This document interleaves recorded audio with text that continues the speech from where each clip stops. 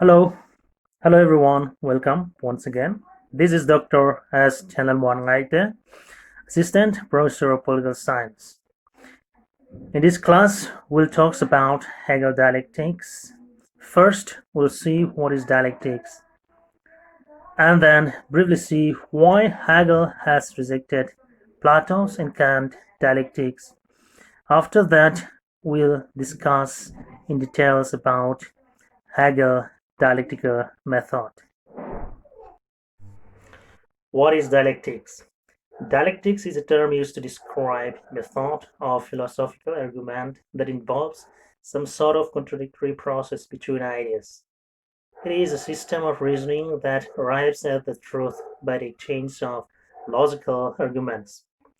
One of the earliest versions of dialectics has been that of Greek philosopher Plato, who believes that we can have knowledge of the world only by grasping the forms, that is, concepts or ideas. The forms are perfectly universal, rational concepts or ideas.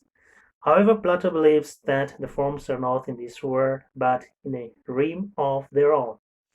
The reason why Plato believed that the forms are not in this world has two claims. The first one is because the world is imperfect and messy.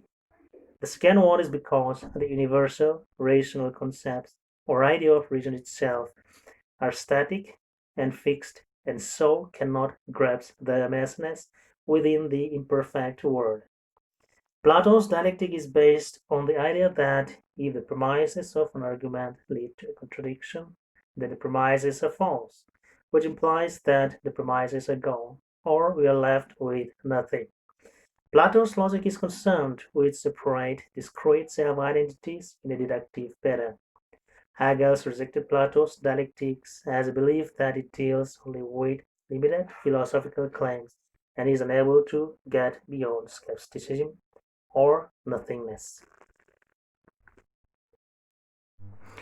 Immanuel Kant, on the other hand, says that dialectic is the logic of illusion, which implies that the dialectical idea is empty or false. Kant believes that reason drives science and knowledge. Therefore, he wanted to re-establish the connection between reason and knowledge.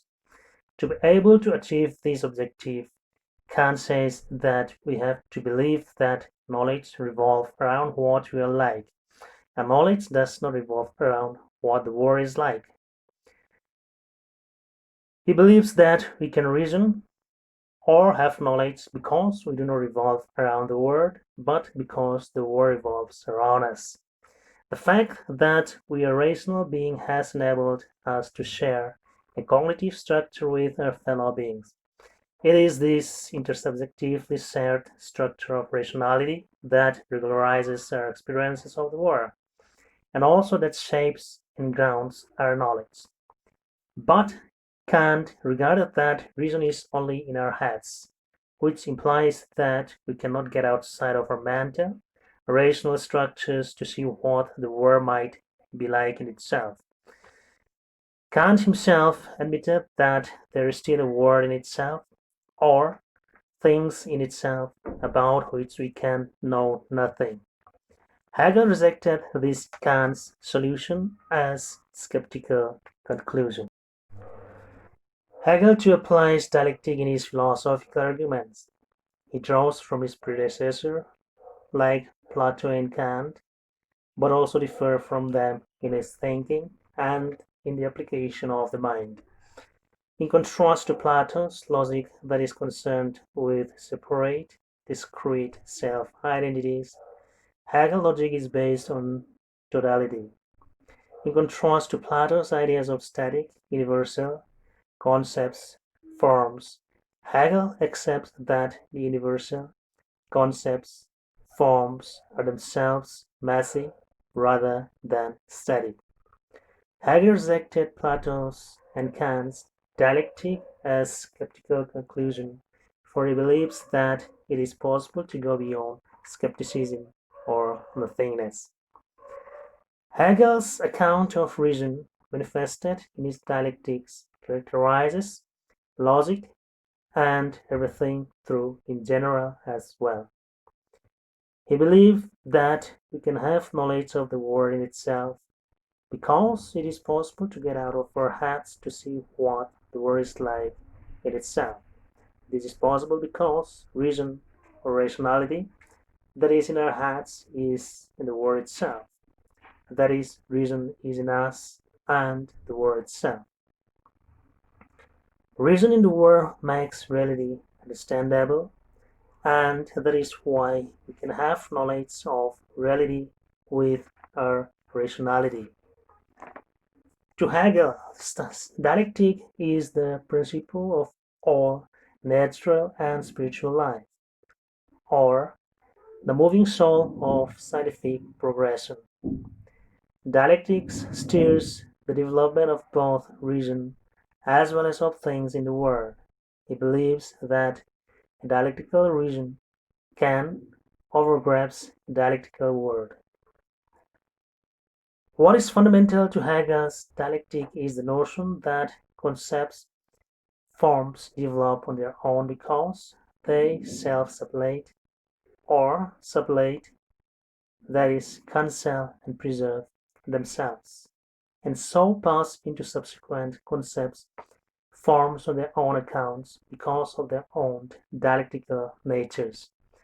In this way, reason drives itself, and their self-driving reason, it needs no external essence. Here Hegel adopts Kant's notion of self-driving and concept creating speculative reason, and the reason aims towards unconditioned universality or absolute concepts.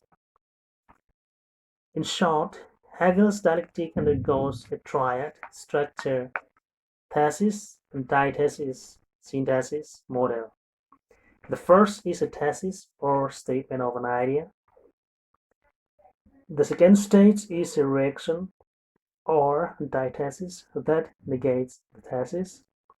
And the synthesis, a statement through which the differences between the 2 points are resolved. Please note that Hegel himself never used the term thesis, antithesis, synthesis. For today, we'll end here. In the next class, we'll discuss and explain in details about Hegel's dialectics, its basic tenets. Until then, stay safe and take care.